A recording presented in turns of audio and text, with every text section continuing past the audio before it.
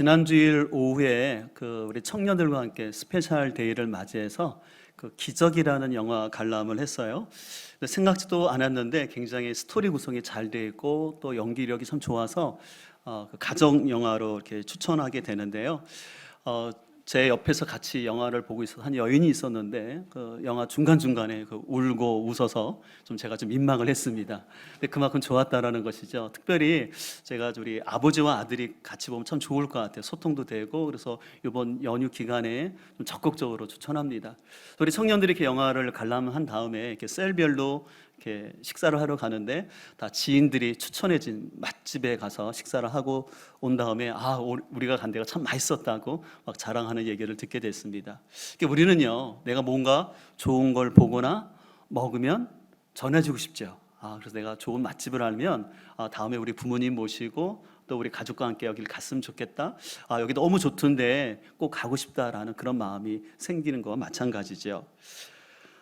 지난주 우리가 살펴본 것은 사도 바울은 내가 복음을 부끄러워하지 않는다고 했는데 그 이유는 그 복음의 귀한 가치를 알았기 때문이었습니다. 그래서 우리가 여러분들 교회를 다니면 복음이라는 단어를 많이 듣게 되는데 이 복음은 유앙겔리온이라고 말합니다. 근데 이 복음의 뜻은 뭐냐면 전쟁에서 승리 소식이나 새로운 황제가 등극할 때 유앙겔리온하고 사람들이 외쳤어요. 근데 우리에게는 황제가 등극한 게 큰 기쁨일까? 별로 감동이 오지 않을 수 있지만 그 로마 시대 때예요. 황제가 등극하면 첫 번째 하는 일이 있는데 사면형을 내려요. 그래서 감옥에 있는 사람들을 풀어줍니다. 또 황제의 등극과 함께 그 제국의 백성들에게 많은 음식들을 베풀므로 인해서 그 백성들은 이 황제의 등극을 축하하게 됩니다. 이런 배경 속에서 사도 바울은 바로 예수 그리스도의 죽으심과 부활하심 그리고 그분의 주 되심, 다시 말해서 왕 되심이 황제의 등극과 같은 기쁜 소식이라고 선포했습니다. 왜냐하면 예수님께서 바로 우리의 죄의 사슬에서 우리를 풀어주셨고 예수 그리스도의 부활하심으로 말미암아 모든 인류가 갖고 있는 죽음에 대한 두려움에서 우리를 자유케 했습니다. 무엇보다 예수 그리스도가 선한 왕이 되셔서 이 땅을 공의롭고 정의롭게 통치할 뿐만 아니라 자비와 긍휼이 가득한 나라로 통치하시면서 우리를 보호하신다라고 말씀하고 있습니다. 그렇기 때문에 사도 바울은 이 복음이 너무 귀했다라고 얘기했던 것이죠. 우리도 이 땅을 살아가면서 실은 보이지 않는 많은 사슬에 매여서 사는 것을 볼 수 있습니다. 우리는 관계 안에서 때때로는 이 관계를 끊어야 될지 말아야 할지 고민하면서 관계를 지속할 수도 있고요. 또 직장 생활 하시는 분들은 요즘 흔히 말하는 갑질이라는 것처럼 그 직장 상사의 참 부당한 대우를 당하면서도 또 가정을 지켜야 되기 때문에 그 힘든 직장 생활을 하는 경우가 있습니다. 또 어떤 가정에서는 물질에 대한 염려, 또 나이가 들어가게 되면 어디가 한 군데씩 아프지 않습니까? 그러면 건강에 대한 두려움이 있고요. 또 지금 한참 공부하고 있는 학생들은 지금 내 이 성적 가지고 어떤 학교를 갈 수 있고 어떤 진로를 정해야 될까? 그런 부분에 있어서 우리는 많은 부분에 매여서 사는 것이 사실입니다. 그런데 바로 복음 대신 우리 구주 예수님을 나의 왕으로 진정으로 받아들이고 믿고 살 때 우리는 그 왕 대신 주님이 주시는 지혜와 그 주님의 그 통치하심을 받을 때 우리는 이런 매임에서 자유함을 누리게 될 줄 믿습니다. 그래서 톰 노아이트라는 아주 유명한 신학자가 있는데 그분이 쓴 이것이 복음이라는 책에서 그는 이렇게 얘기를 합니다. 그리스도인은 희생 제사의 스토리를 넘어 왕의 직위식의 초청을 받아 그 영광스러운 통치의 자리에 함께하는 자다라고 얘기했습니다. 너무 멋진 표현이라고 생각해요. 우리는 희생 제사라는 그 피 흘림의 고통의 자리에뿐만 아니라 대통령 취임식에 초청받은 사람이에요. 그래서 우리는 그 대통령 취임식에 초청받았을 뿐만 아니라 그 대통령과 함께 이 세상을 통치할 수 있는 권한을 하나님께서 우리에게 주셨다는 것입니다. 바로 이런 사실을 깨달았기 때문에 사도 바울은 복음을 결코 부끄러워하지 않고 내가 복음의 빚진 자라고 얘기를 했던 것입니다. 그러면서 오늘 제 16절 끝에는 그래서 이 복음이 먼저는 유대인에게요 그리고 헬라인에게로다라고 말하는데 이것은 유대인과 헬라인을 결코 차별하는 의미가 아닙니다. 언어를 보게 되면 첫째는 유대인이요 또한 헬라인에게로다. 또한이 뭐냐면 and예요. 등이 접서서 똑같이 취급하는 거예요. 그래서 복음은 어느 누구도 차별하지 않는 구원의 사실이라고 얘기를 하는 것입니다. 그래서 우리가 온전한 복음을 바로 알게 될 때 우리는 비교의식이나 피해의식이 없이 내가 누구를 만나든지 그 사람에게 예의를 갖추면서도 동시에 비굴하지 아니하고 당당하게 살아갈 수 있는 힘이 생겨요. 그러나 이 복음을 이론적으로만 아는 사람은요 여전히 사람들을 바라볼 때 그 사람의 가진 소유나 조건과 외모를 가지고 판단하면서 그러면서 비교의식 가운데 어떤 때는 어떤 사람을 향해서는 내가 우월의식을 가졌다가 반대로 열등의식을 가지면서 계속 이런 것이 반복되면서 자기 자신을 괴롭게 할 뿐만 아니라 공동체에도 또 괴롭게 하는 거예요. 공동체 안에서 누가 차별하지 않음에도 불구하고 자기 스스로 내면적으로 차별당한다라는 피해의식을 가지고 없는 선들을 자꾸 자기가 만들어내는 것이에요. 특별히 교회 안에서 특별히 교회 중직들로 인해서 이런 갈등들이 계속 나타나는데 그 이유는 한국교회 가운데 이 복음을 알지 못하고 있는 그 현상이 그대로 나타나는 거예요. 복음을 진정으로 안다면 어떤 피해의식이나 비교의식을 가질 필요가 없는데 머리로만 복음을 아니까 그냥 교회 안에서 자기 삶 속에서는 그런 연약함이 반복되는 것을 볼 수가 있습니다. 소망하는 것은 사람을 차별하지 아니하고 어떤 조건을 가지고도 판단하지 아니하시고 어떤 누구도 우리를 비교하지 않는 우리를 자유케 하시는 이 복음의 귀한 능력을 여러분들이 꼭 체험할 수 있기를 축복합니다. 여러분 그런 의미에서 한번 저를 따라 고백했으면 좋겠는데요. 이론적 복음을 넘어 구원의 능력을 체험합시다. 아멘. 여러분들이 꼭 복음의 능력을 체험할 수 있길 소망합니다. 이제 우리가 17절을 볼 텐데 이 17절은 로마서의 핵심 구절로서 이제 앞으로 로마서의 모든 전개는 이 17절을 중심으로 전개됩니다. 그래서 17절에는 이 하나님의 능력이 되는 복음을 설명하는 세 단어가 나와요. 첫 번째는 하나님의 의가 나타나서, 두 번째는 믿음으로 믿음에 이르게 한다, 세 번째는 오직 의인은 믿음으로 살리라라는 단어가 나옵니다. 우리는 이 세 단어에 대한 정확한 개념 정리가 필요한데요. 이 단어들에 대해서 우리가 어떤 개념을 갖느냐에 따라서 신앙의 성숙도가 좌우가 됩니다. 여러분들 먼저 그렇다면 하나님의 의라는 단어를 딱 들었을 때 여러분에게는 어떤 생각, 어떤 느낌이 드시나요? 이 하나님의 의라는 단어는요, 실은 로마서에서 굉장히 중요한 핵심적인 단어로서 8번이나 등장하게 됩니다. 그래서 실은요, 이 로마서 1장 17절을 가지고 수천 편의 논문이 나왔어요. 그만큼 중요하다라는 것이에요. 그러나 한편으로도 중요하면서도 다양하게 해석할 수 있다라는 의미가 있습니다. 그래서 실은 제가 이번 주간 이 말씀을 준비하면서 실은 2절밖에 안 되지만 참 많은 에너지를 썼어요. 왜냐하면 아까 말한 것처럼 이 17절 가지고 수천 편의 논문이 나왔다는 것, 그만큼 중요하고 많은 논란이 있다라는 거지 않습니까? 그래서 이 30분의 시간 동안 얼마나 이 말씀을 설명할 수 있을까? 그래서 우리 중고등학생들도 이 예배에 참여하는데 최대한 대로 쉬우면서도 정확하게 전달하려고 하는데 여러분들 잘 따라올 수 있겠죠? 예. 그럼 먼저 자, 의라는 단어는 하나님이 받으실 만한 조건, 그리고 옳음, 정의라는 뜻으로서 하나님과 올바른 관계 속에 있는 것을 말합니다. 다시 한번 기억하세요. 하나님과 올바른 관계 속에 있는 것, 그것이 의라는 것이에요.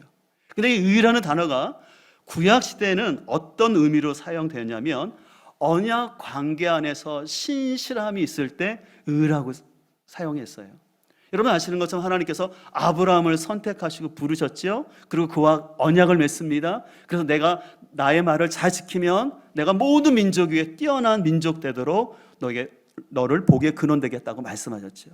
그래서 이 아브라함을 필두로 해서 하나님이 이스라엘 백성과 끊임없이 언약을 맺으시죠. 그래서 너희가 이 언약을 잘 지키면 모든 열방 가운데 내가 너희 나라를 강성한 나라로 지켰다고 말씀하셨어요. 요즘 우리가 출애굽기를 묵상하고 있는데 요즘 그 출애굽기를 보게 되면 하나님 여러 가지 규례들 나오죠. 명령들 나오죠. 그래서 하나님께서 너희가 이 명령과 규례들을 잘 지키면 하나님과 이스라엘 관계가 잘 유지됨으로 인하여서 그 언약 관계가 잘 이루어질 때 그것을 바로 하나님의 의라고 얘기하는 거예요. 그래서 하나님과 올바른 관계 속에 있는 것입니다. 그러나 여러분 아시는 것처럼 이스라엘 백성들은 그들의 역사 가운데 하나님과 맺었던 언약을 늘 배반했습니다. 그럴 때마다 하나님은 쉽게 포기하지 아니하고 선지자들을 통해서 계속해서 내게 돌아와라, 나와 올바른 관계를 맺자라고 계속해서 말씀하셨습니다.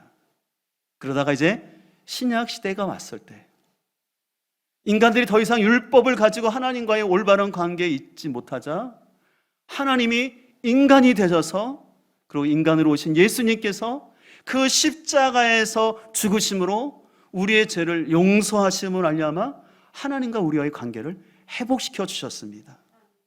그로 말미암아 우리는 더 이상 죄인이 아니라 하나님과 올바른 관계 속에 있게 됐는데 이것을 의라고 말합니다. 잘 이해되셨죠? 자, 그래서 오늘 17절에 의라는 단어는요, 당시에 로마 법정에서 사용하는 단어였어요. 말은 뭐냐면 어떤 죄인이 있었는데 그 죄인에 대한 죄값을 누군가 치러주는 거예요. 그로 인해서 그 사람을 더 이상 죄인이 아니라고 재판정에서 땅땅땅 선언을 내린 거예요. 의인이 되었다라고. 그런 의미에서 사도 바울은 로마서 3장 24절에서 이렇게 말합니다. 그리스도 예수 안에 있는 속량으로 말미암아 죄값을 치러주셨다라는 거예요. 그 속량으로 말미암아 하나님의 은혜로 하나님의 선물로 값없이 의롭다 하심을 얻은 자 되었다라고 사도 바울은 설명합니다. 근데 여기서 중요한 것은 여기서 하나님의 의는 나의 옳음이나 나의 의로움이 아니라는 것이에요.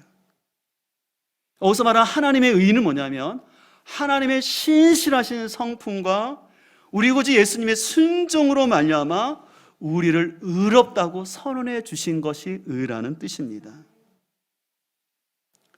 이제 이 사실들을 대부분 어떤 분들은 다 아실 거예요. 근데 문제는 이것을 머리로는 알고 있지만 문제는 우리의 현실이라는 거예요. 내가 법정적으로는 의인이 됐지만 우리의 현실은 여전히 죄 가운데 갈등하고 있는 우리의 모습을 보게 됩니다.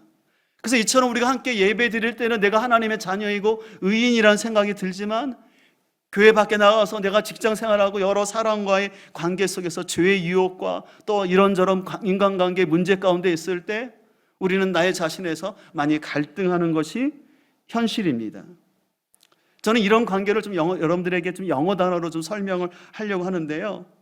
우리의 포지션은 예수님으로 인하여서 바뀌었어요. 내 위치는 의인이 됐어요. 근데 나의 컨디션, 나의 상태는 뭐냐면 여전히 죄 가운데 있다라는 것입니다. 근데 그 죄 가운데 있는데 그냥 죄가 많은 정도가 아니라 국대급이라는 거예요. 국대급이 뭔지 아시죠? 국가대표급이라는 거예요. 지난주 어떤 분과 함께 교제하다가 나는 그래도 선하다고 그렇고 착하게 살아왔는데 자꾸 목사님은 설교 시간에 우리를 왜 죄라고 죄인이라고 말하는지 예전에는 잘 몰랐는데 조금 뭔지는 알겠다라고 얘기하는데 여러분 실은 우리는 국대급을 넘어서 우리는 월드 챔피언이에요. 분명히 저는 우리 교인들 가운데 참 선하고 착하신 분들이 많이 있어요. 그러나 우리는 말씀 앞에서 우리 자신을 볼 때 나는 월드 챔피언과 같은 죄가 있다는 것을 우리가 고백할 수 있기를 소망합니다.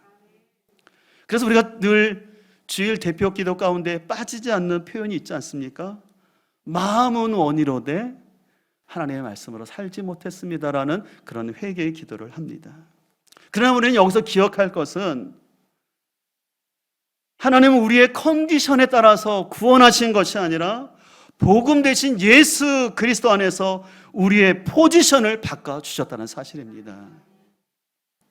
그래서 하나님은 나의 상태에 따라 나의 구원을 줬다 안 줬다 하는 분이 아니라 하나님의 그 결정으로, 하나님의 은혜로 인해서 나를 죄인에서 의인의 포지션으로 바꿔주신 거예요. 하나님이 바꿔주셨기 때문에 결코 바뀌지가 않는다라는 것이에요. 그래서 다시 한번 이런 고백을 따라했으면 좋겠는데요. 나의 컨디션이 아니라 포지션을 기억해야 합니다. 여러분 꼭 기억했으면 좋겠어요. 여러분 사단은요, 자꾸 나의 컨디션을 보게 돼요. 그래서 그것 때문에 갈등하게 되고, 나 같은 사람이 예수님 믿어도 될까? 우리 가정이 과연 변화될까? 예수 믿어도 소용없어. 그런 마음을 자꾸 심어줍니다. 그러나 하나님은 여러분의 컨디션을 가지고 결정하지 아니하시고 예수 그리스도 안에 있는 여러분의 포지션을 본다는 사실을 우리가 꼭 기억할 수 있기를 소망합니다. 그렇기 때문에 사도 바울은 내가 복음을 부끄러워하지 않는다고 얘기하는 거예요. 이 복음은 내가 노력해서 배워서 또 나의 상태에 의해서 결정된 것이 아니라 하나님의 신실하신 성품과 예수 그리스도의 순종으로 이루어졌기 때문에 그 구원은 완벽하고 온전하다라는 것입니다. 그래서 비록 여러분의 나의 영적인 컨디션이 영 아니지만 내 포지션은 예수 그리스도의 죽으심과 부활, 그리고 그분의 왕되심으로 인하여서 내가 완벽한 의인이 됐다라는 이 사실을 여러분 꼭 확신할 수 있기를 소망합니다. 그래서 이 진리가 여러분들 믿어진다면 이것이 참된 복이라는 것이에요. 단순히 여러분들 승진하고 집을 사고 자녀가 잘 되는 복을 넘어서 이 복음 대신 예수 그리스도를 통해서 하나님과의 관계에서 의롭다함을 받는 것, 그래서 하나님과 관계에 막힘이 없는 것, 이것이 가장 큰 복인 것을 기억할 수 있기를 소망합니다. 근데 문제는 이 사실이 이론적으로는 아는데 깊이 와닿지 않는다는 거죠. 저 개인적으로도 이 사실이 깨달아지기까지 교회 안에서 많은 봉사도 했고 열심히 참여를 했지만 늘 제 안에 갈등이 있었던 것을 부인할 수가 없어요. 그러면서도 늘 제 안에 있는 것은 그런 나는 착한 사람이다라는 그런 잘못된 착각 속에서 늘 살아오면서 왜 저런 사람은 저렇게 살지라는, 그래서 과연 하나님은 살아계신 건가? 하나님이 살아계시다면 왜 이렇게 이 땅은 불의하고 왜 이렇게 악인은 형통한가? 고민하면서 대학 시절을 보냈던 게 저의 모습이에요. 근데 그랬던 저에게 이 복음의 진리가 깊이 깨달아졌을 때 세상에 줄 수 없는 평안이 있더라고요. 혹 우리 안에 이 귀한 복음의 진리가 아주 깊이 깨달아지지 않는 분들이 있다면 이 복음의 진리가 깨달아지고 믿어지게 해달라고 하나님 앞에 기도할 수 있기를 소망합니다. 그래서 여러분들이 때로는 설교 말씀을 듣는 중에, 또 때로는 기도하는 중에, 내가 찬양을 드리는 중에, 아니면 운전하며 가면서 내가 들었던 어떤 말씀이 여러분 마음 가운데 깊이 심겨짐으로 인하여서 이 복음의 진리가 깊이 깨달아질 수 있기를 소망합니다. 여러분 복음의 진리는요, 어떤 원리 원칙을 가르쳐서 딱 끝나면 좋을 것 같은데 그렇지는 않더라고요. 이 복음의 은혜는 신비이기 때문에 하나님이 우리에게 은혜를 베풀어 주셔야지만 깨달을 수 있는 거예요. 소망하는 것은 이 자리에 있는 우리 모든 성도님들이 이 복음의 귀한 진리를 성령님의 은혜와 말씀 가운데 깨달을 수 있는 귀한 축복이 있기를 소망합니다. 이제 두 번째로 믿음에 이른다라는 표현이 있는데 이 구절 역시도 좀 바른 이해가 필요한 구절인데요. 세번역에서는 이렇게 번역합니다. 하나님의 의의가 복음 속에 나타납니다.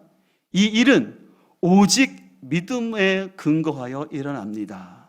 그래서 세번역 성경은요, 우리가 의롭게 되는 것은 오직 믿음으로만 가능하다고 번역합니다. 그러니까 인간의 노력은 1도 들어가지 아니하고 오직 하나님의 믿음으로, 그래서 믿음으로 의롭게 된다라는 이 신칭이라는 단어가 여기서 나왔어요. 믿을 때 의롭게 된다라는 것이죠. 그래서 루터를 비롯한 칼빈과 같은 수많은 종교 개혁자들은 오직 믿음으로 의롭게 된다는 이 진리를 붙잡고 그 가톨릭의 부패와 그 교회의 잘못된 가르침에 맞서 싸움으로 인해서 오늘날 이렇게 개신교회가 세워지게 되었습니다.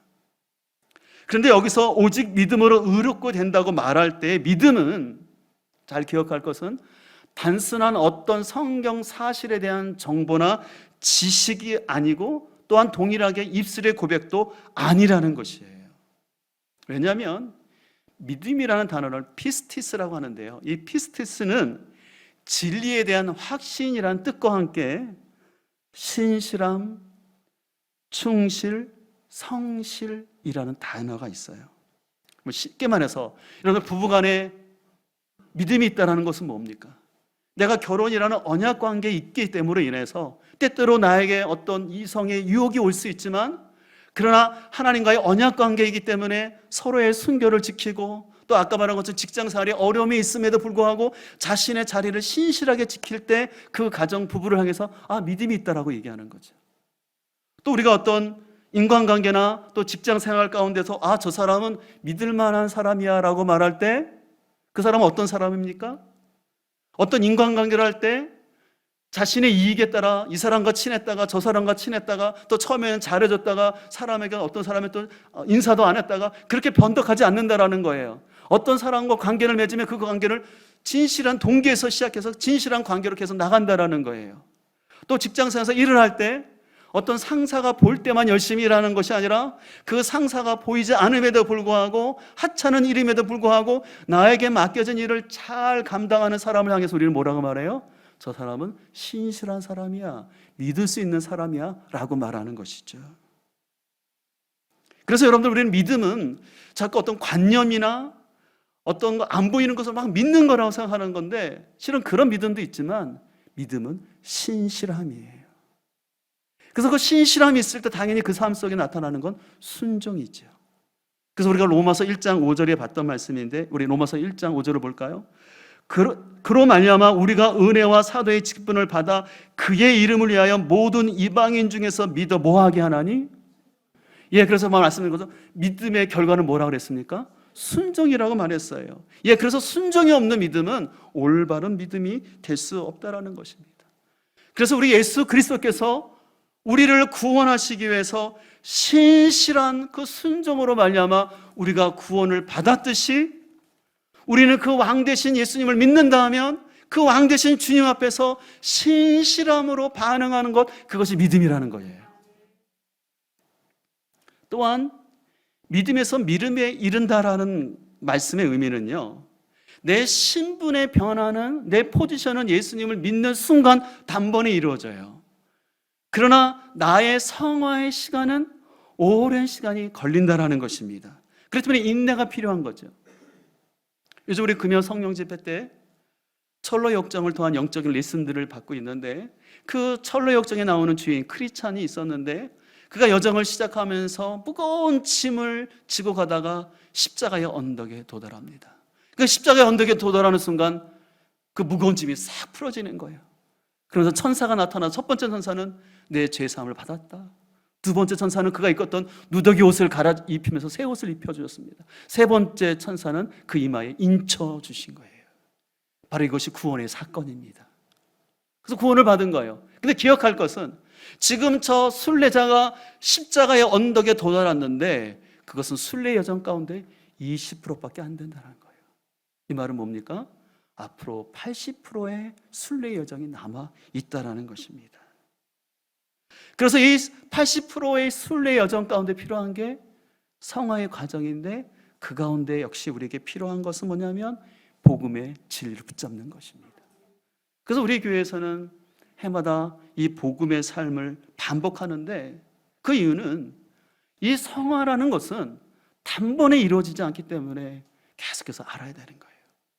복음을 한번 들었다고 해결되는 것이 아니기 때문에 우리는 계속해서 반복적으로 이 복음의 진리를 깨닫고, 더 중요한 것은 이것을 삶으로 살아내도록 해야 된다는 거예요. 그래서 이번에 2학기부터 이제 소그룹 단위로 1대1로 우리가 복음의 삶을 양육교제를 가지고 하는 이유는 뭐냐면, 그동안은 제가 전체 강의를 했다면 이제 소그룹을 통해서 삶으로 살아내도록, 이 복음이 삶이 되도록 좀 더 구체적으로 좀 도와야 되겠다라는 마음을 가지고 이렇게 소그룹에서 시작하고 있습니다. 소망하는 것은, 우리가 하나님의 자녀가 되는 것은 한순간이지만 성화의 가정은 주님 앞에 설 때까지 가정임을 기억하시면서 그 과정 속에 여러분의 연약함이나 여러분의 가정에 어떠한 문제가 있다 할지라도 낙심하지 마시고 포기하지 않기를 소망합니다. 왜냐하면 다시 한번 기억하세요. 우리의 믿음은 하나님의 신실함에서 시작됐어요. 나의 신실함이 아니라 우리 구주 예수님의 신실함으로 시작했기 때문에, 그리고 예수 그리스도의 순종으로 이루어지기 때문에 완벽한 거예요. 흔들리지 않기를 소망합니다. 여러분들 이제 여기까지 잘 따라오셨어요. 이제 마지막 한 단어가 남았는데, 오직 의인은 믿음으로 살리라라는 단어가 나와요. 말씀을 다시 보면 기록된 바 오직 의인은 믿음으로 말미암아 살리라 한가 같으니라. 여러분, 원래 이 말씀은요 하바국 2장 4절을 사도 바울이 인용을 한 거예요. 근데 원래 하바국 2장 4절에는요 그의 믿음으로 살리라가 돼 있어요. 그래서 그의 믿음은 뭐냐면 바로 그 당사자의 믿음으로 살리라라고 얘기해요. 근데 그 사도 바울 시대의 구약 성경은 제가 지금 말씀드렸던 히브리 성경뿐만 아니라 70인역이 있었는데요. 70인역은 뭐냐면 히브리어를 헬라어로 번역한 구약 성경이에요. 근데 그 70인역에서는 어떻게 번역되어 있냐면 그의 믿음이 아니라 나의 믿음으로 살리라 그랬어요. 여기서 나는 뭐냐면 하나님의 믿음으로 산다라는 것이에요.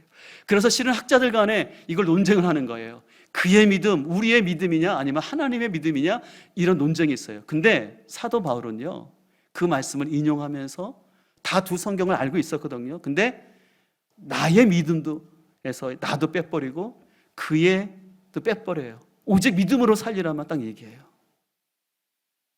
사도 바울이 왜 이렇게 얘기했을까요? 사도 바울은 누구보다 구약 성경을, 히브리 성경도 알았고 70인역도 알았는데 사도 바울은 두 가지를 다 말하고 싶었던 것 같아요. 특별히 그래서 여러분들 이 살리라는 단어가 중간태로 되어 있어요. 좀 어려운 말은 죄송한데요, 우리는 영어에서 수동태, 능동태를 배우지 않습니까? 수동태는 건 타의에 의해서 행동이 이루어지는 거고 능동태는 내가 자발적으로 하는 거예요. 근데 중간태니까 뭘까요? 타의에 의한 것뿐만 아니라 내 자의에 의한 동시에 필요하다는 것이에요. 그래서 이 살리라는 의미는요 두 가지 해석이 가능한 거예요. 그것은 뭐냐면 그 하나님의 예수 그리스도의 믿음으로 말미암아 우리가 나중에 산다라는 것이에요. 사는 것, 내 힘으로 사는 것이 아니라 그 하나님의 은혜로 내가 사는 거예요. 동시에 우리가 또한 믿음으로 능동적으로 살다라는 그 의미가 같이 담겨져 있는 것입니다. 여러분, 그런 의미에서 그동안 우리 한국교회는 오직 믿음으로 산다라는 이 종교개혁의 교훈을 소중히 간직했어요. 하지만 오직 믿음으로 구원을 받는다, 믿음으로 의롭게 된다는 이 귀한 가르침을 때때로 오용함으로 인하여서 그냥 어떤 죄를 지어도 이제 난 구원받았으니까 문제없다, 그래서 더 이상 죄를 회개하지 않아도 된다라는 구원파식의 잘못된 믿음들이 들어오게 되었습니다. 그래서 여러분들 영화 밀양에 나오는 어떤 사람처럼 자기가 살인죄를 졌음에도 불구하고, 가해자임에도 불구하고 자신이 교도소에서 하나님 만나서 모든 죄를 용서받았으니까 자신은 편하다 하면서 피해자 앞에 뻔뻔히 서 있는 그 모습, 실은 영화 감독은 그런 오늘날 기독교의 모습을 좀 돌직구를 던지고 있는 모습이죠. 이 하나님의 은혜를, 이 복음의 진리를 남용하게 되면은 윤리적인 책임 회피과 도덕적 일탈 현상이 나타난다는 것이에요. 또 이런 모습이 있다 보니까 반대로 어떤 모습이 한국교회에 나타나냐면 이제 교회가 더욱더 착하고 도덕적인 삶을 살아야 된다. 그래서 교회가 세상을 향해서 복음을 외치기보다는 떡을 줘야 되고 NGO 단체처럼 선하고 착한 일을 해서 사람들에게 복음을 직접 전하지 않고 우리가 선한 일을 행하면 우리의 선행을 통해서 그 사람들이 교회에 오게끔 하자라고 얘기를 합니다. 이런 것은 실은 안타까운 거예요. 결국 이런 모습이 왜 나타나냐면 이 복음의 귀한 진리를 정확히 우리가 들어가지 못한 거예요. 너무 얄팍하게 복음을 아는 거예요. 그러다 보니까 때로는 믿는 사람들 가운데 일탈이 일어나고 그런 뉴스를 대할 때마다 내 신앙이 흔들리고 그러면서 예수 믿는 게 부끄러워졌다고 생각하고 당당히 나의 신분을 밝히지 못하는 것, 그 이유는 뭐냐면 이 복음의 가치, 믿음으로 산다라는 의미를 우리가 제대로 알지 못하기 때문에 그렇습니다. 그러나 왕 대신 이 예수 그리스도의 복음을 귀하게 알게 될 때 아까 말한 것처럼 세상이 알 수 없는 기쁨과 힘이 있어요. 제가 저희 고백을 자주 드렸지만 제가 대학교 4학년 때 하나님의 부르심을 받았을 때 실은 제 안에 내적인 고민도 있었지만 제가 역사를 공부하면서 배웠던 깨달았던 한 가지 진리가 있어요. 인류 역사 가운데 저는 이상적인 정치 제도와 이상적인 경제 구조를 이루기 위해서 또 나름대로의 헤게모니를 잡기 위해서 수많은 피 흘림과 싸움이 있었어요. 근데 인간의 사상과 이론을 가지고 절대 유토피아를 만들 수 없어요. 인간이 만든 어떤 제도도 이 사회를 구원할 수 없어요. 근데 진정한 구원은 왕 대신 예수 그리스도를 만나는 것이에요. 그리고 그분의 통치를 받고 그분의 질서 안에 있을 때 참된 평화와 자유가 있다는 것이에요. 그래서 복음을 친정으로 안다는 것은 그 예수 그리스도의 그 신실하심 앞에 내가 같이 살아가는 거예요. 근데 그 살아갈 때 절대 나를 신뢰하는 게 아니에요. 나는 국대급 죄인이고 월드 챔피언이라는 그 사실을 기억하고 그 복음의 진리를 의지하며 살아가는 것입니다. 제가 지난주 온유함으로 답하다라는 책 한 권을 읽게 됐는데 제가 지난주 칼럼에 썼던 선에 갇힌 인간 선밖의 예수라는 책을 썼던 스캇 솔즈 목사님이 쓰신 책인데 참 이분의 책은 너무 좋은 게 깊이가 있어요. 제가 이 책을 읽으면서 참 제 안에 많이 좀 온유함이 부족하다라는 것을 많이 느끼게 되었어요. 제가 하나님을 믿고 신뢰한다고 하지만 때로는 목회 현장에서 일어나는 수많은 일들, 때로는 부정적인 얘기를 들 때 겉으로는 괜찮은 것 같지만 제가 내면적으로 참 온유함이 많이 부족하다라는 것을 제가 보게 됩니다.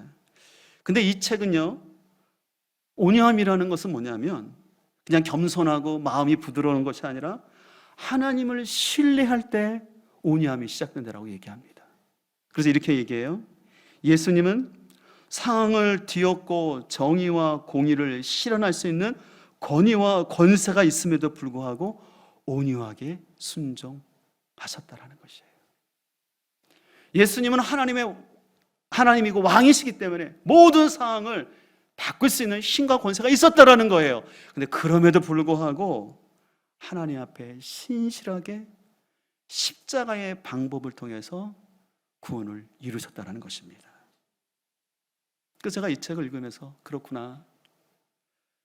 제가 목회자로서 또 제 개인적인 삶을 살면서 수많은 일들과 상황들이 발생하지만 그 어느 것도 제가 통제할 수 없습니다. 여러분, 인간의 문제는 어디서 생각하는지 아세요? 통제 욕구예요.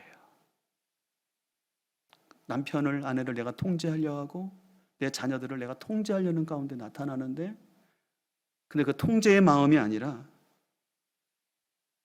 믿음으로 하나님을 신뢰하는 거예요. 지금 벌어진 일을 이해할 수 없지만 이 모든 일이 하나님의 주권 안에 있다. 그래서 내가 할 것은 뭐냐면 그 신실하신 하나님이 나를 구원하셨고 그 신실하신 하나님 앞으로도 인도하실 것을 믿기 때문에 나 역시도 나에게 주어진 자리에서 그것이 크든 작든 간에 그저 신실함으로 반응하며 나가는 거예요. 그럴 때 하나님의 역사가 이루어질 줄 믿습니다. 바라는 것은 복음 대신 예수님의 신실하심을 깊이 깨달아서 우리는 죽음 이후에 영원히 살 것을 확신합시다. 그와 동시에 각자의 삶의 자리에서 신실함으로 복음에 반응하며 살아갈 수 있는 우리 모두가 될 수 있기를 주님의 이름으로 축복합니다.